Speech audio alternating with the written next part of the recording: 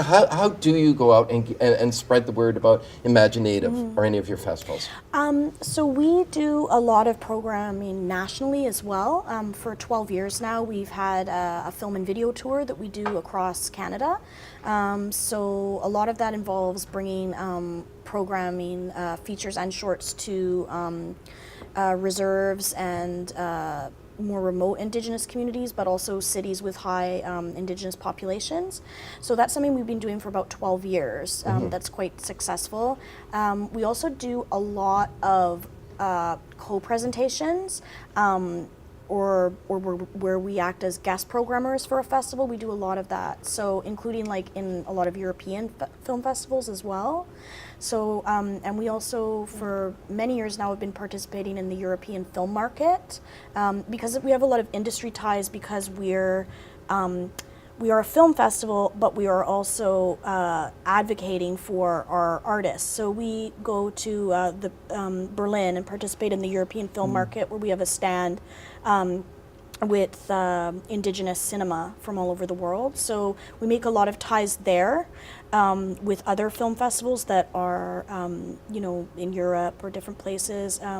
We have a really strong network of other Indigenous festivals across Canada, also in the States and internationally. So, yeah. Well, it seems to me you used a really interesting word, saying an advocate for your filmmakers. And I think that's probably the case with everybody here at this table. You're advocates, you're filmmakers, some of you are filmmakers yourself. Where did all this start for you as far as becoming a career? A love of film, a love of the environment, a political reasons?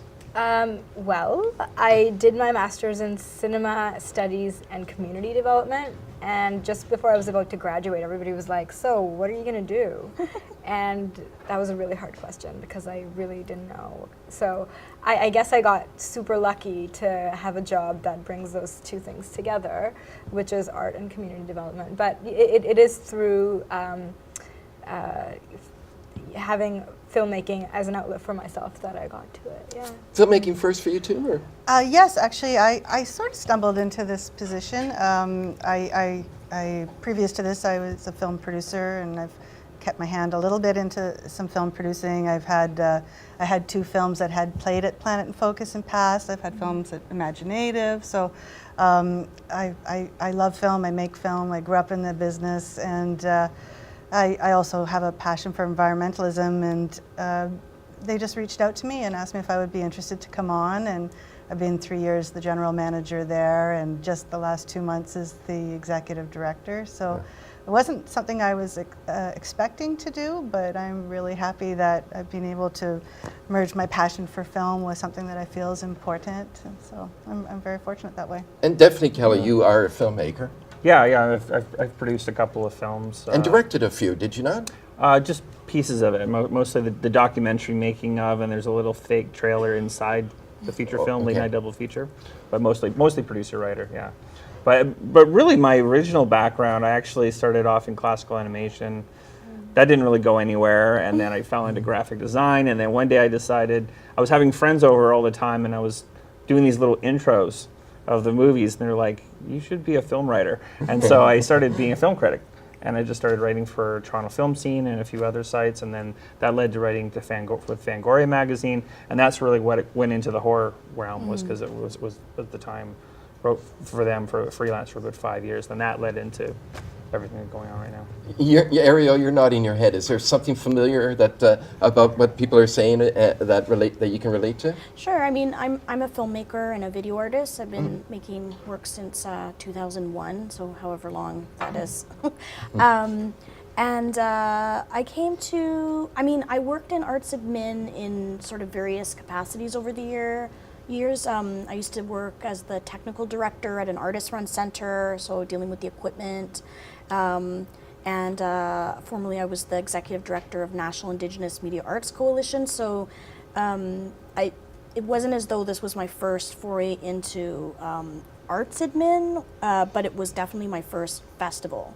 But I guess that would be how I came to it, for sure, was through was through filmmaking, and just being involved in Imaginative over the years in different capacities. My work being shown there, and doing different contracts for them over the years, and then it led me to now be running it, I guess.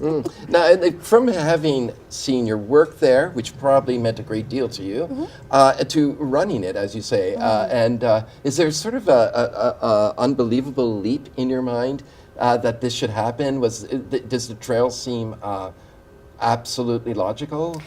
I think that if I think back to when my work was first showing at Imaginative, because I sort of feel like I grew up with Imaginative. I've said that before. It sounds a bit cheesy, but it's true. So definitely when I first started making work and it was getting into Imaginative, there's no way I would have imagined a lot of things about my life right now, including being the executive director. So yeah, I guess it kind of is mind-blowing. I mean, the last few years I've sort of, not that I thought that I would necessarily end up in this position, but I was, sort of part of like the media arts landscape from a arts admin sort of a way of looking at things. But yeah, definitely not 15 years ago. That's for sure. I would never have thought that. Yeah. And yours festival is called Imaginative Festival, but there is people. I mean, I know you don't want people to think that this is an exclusive film festival, and there is a need to sort of reach out and reach other communities and bring them in. How important is that, or how problematic has that been? Well, I mean, the only thing that's exclusive about our festival is that we show solely the work of First Nations, Inuit, and Métis people, and then Indigenous people from all over the world. So they have to be either a key creative on the project, so a writer, a director, or a producer.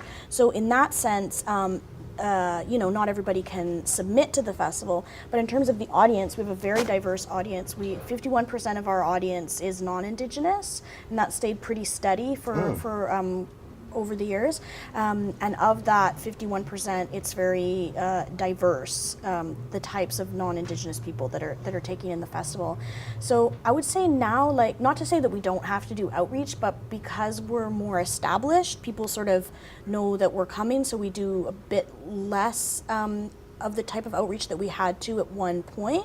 But certainly when we do the tour and we go into communities that haven't heard of us, then we really love making those connections there.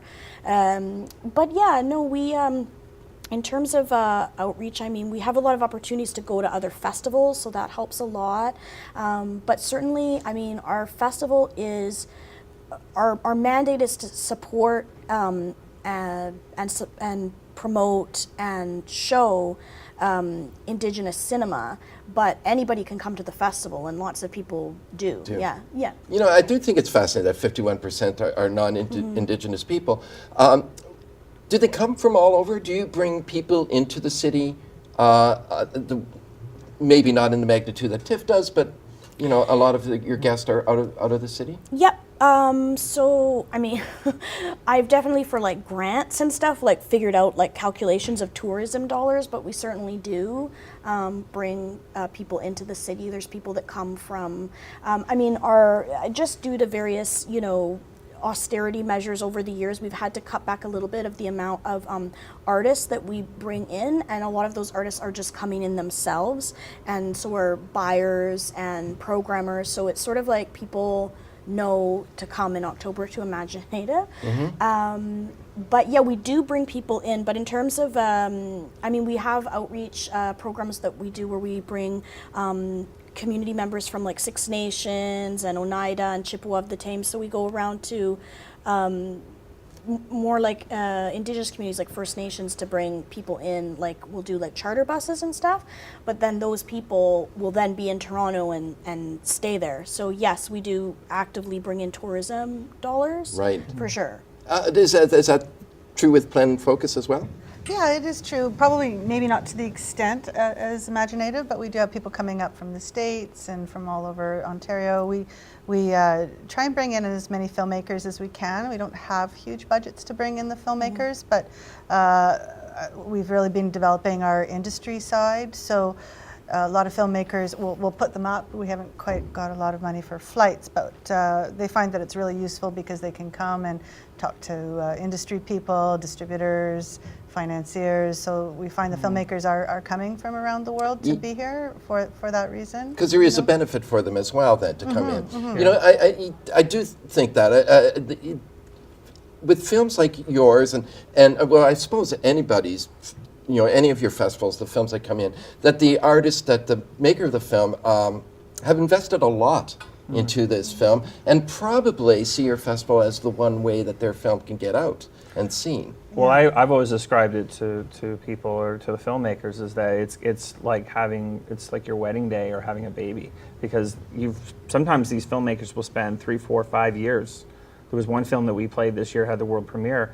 It was made 6 years ago. It took them that long to get it. They're all a lot of them are self-financed, and so this is a big moment for them, especially if it's a premiere, and so you know we really try and it's a grassroots kind of festival. We don't have a big marketing budget, but they know it's a big deal, and frankly, like most of the filmmakers fly from all across the country, and we don't have the budget to fly. At this point, anyone in, but we had filmmakers from Vancouver, from Halifax, Montreal. There's even talk of a bus group wanting to come from Montreal this year, and so because we do a lot of industry stuff at the festival. There's a lot of deals that are signed and networking, and actors get hired for their next project because they saw them in a film there, and it's really those bars after the films. That's where the deals are made. You know? Well, I was just going to say, I'm not sure I want to be in that bus. In that group that's coming to your festival. That's a very specific audience.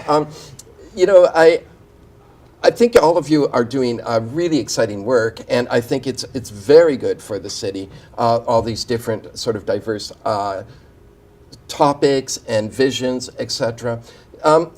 Do you see yourself as continuing to be relevant as the years go on? Do you think that perhaps with the changing landscape of film, that festivals will have a different role? Well, I feel like stories are so important, and like, you know, diversity in the stories that we tell remains. I mean, I don't see, you know, there are issues and people and experiences that get better representation, but there's so much need for these kinds of stories to be told. So I don't see film festivals running out of that relevance.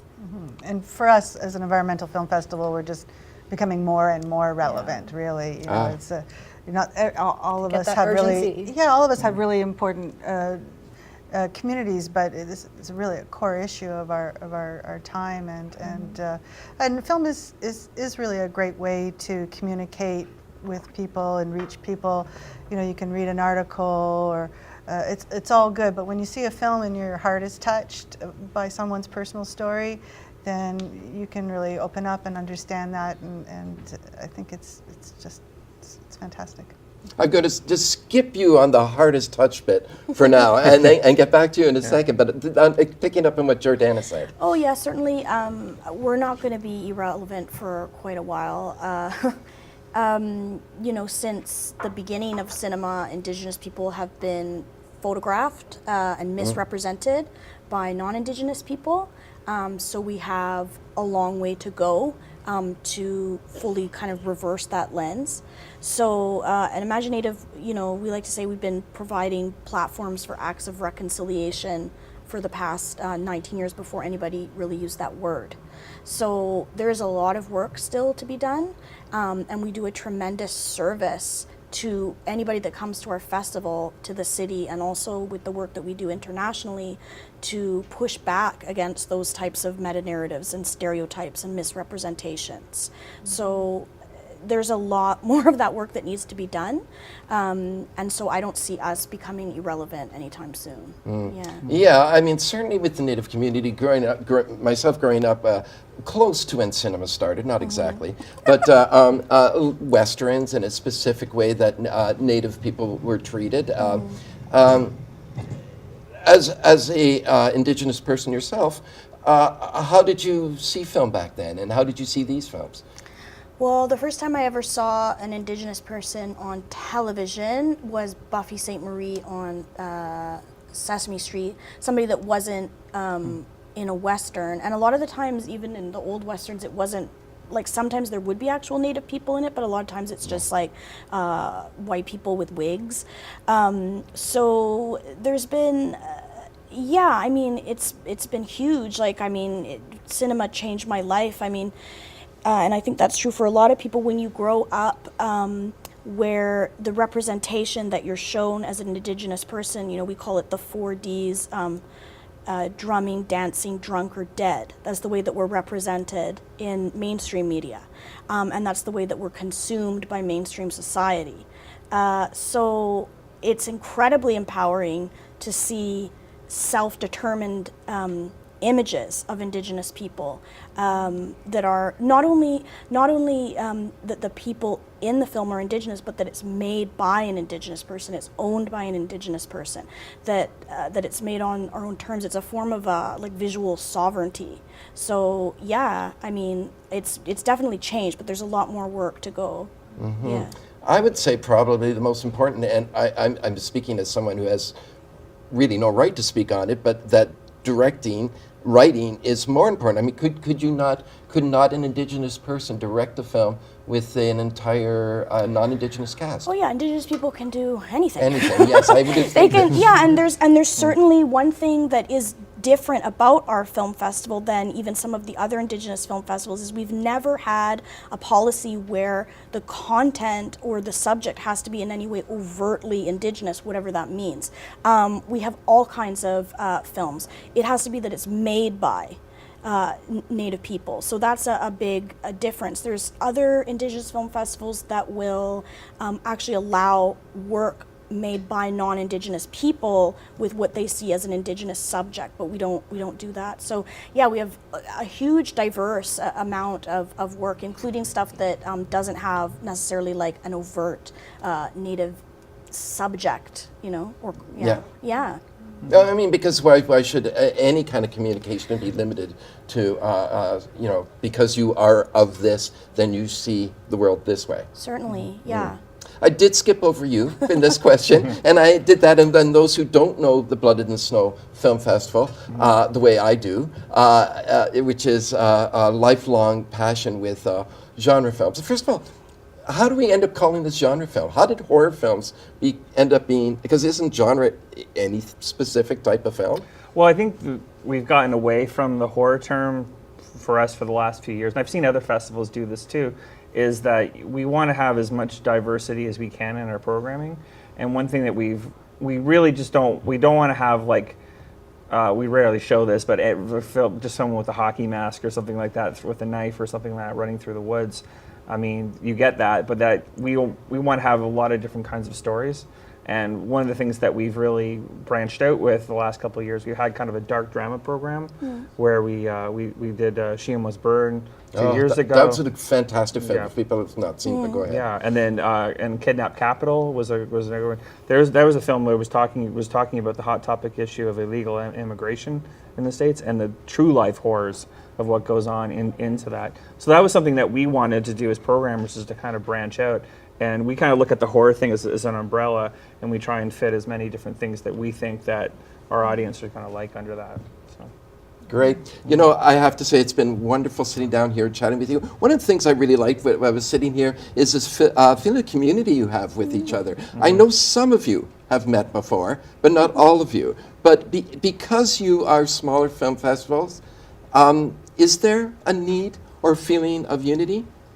Oh yeah, I mean, I imagine that we're all like writing grants and making projects and then like running down and managing a lineup or like, you know, getting some tech to work. So Well, I was saying just before the camera started that I think there should be, for festival directors, have like a group therapy thing like that too, because there is a certain, when you see someone who's running a festival, unless you've run one yourself, they don't understand what you go through. And it's like that too. And People have no idea how many moving parts there are to just like one thing. It's insanity. I thought I knew, but until I was in the position I am now, it's like it's crazy. People often ask, like, why can't we just pop in a movie? And I'm like, oh. Well, and this is the thing I've seen too with new festivals that are younger than ours, is that the ones that don't last are the ones that they think I'm going to pick a dozen films and show it at this theater, and they just think people are going to show up, and it Yeah. doesn't work that way. No. It's all about all these different. There's so much more. It's about the one thing I think that all these festivals have in common is that it's community, because anyone could watch these films pretty much at home in this day and age. And what's keeping people from staying at home and going out is that sense of community. So you're not just programming the films, you're programming a huge community event. Right, and I think you alluded to that too when you talked about the unity and bringing people together and their voices, and et cetera. I think you're all doing a wonderful job. Thank you so much for joining and telling us about running a festival and telling us about your festivals. And I look forward to attending each and every one. Thank you so much. Thank you. Thank you. Thank you. And thank you for watching. My name is Tom Ernst, and you've been watching Making Movies the Canadian Way. And remember, keep making movies. It's the Canadian thing to do.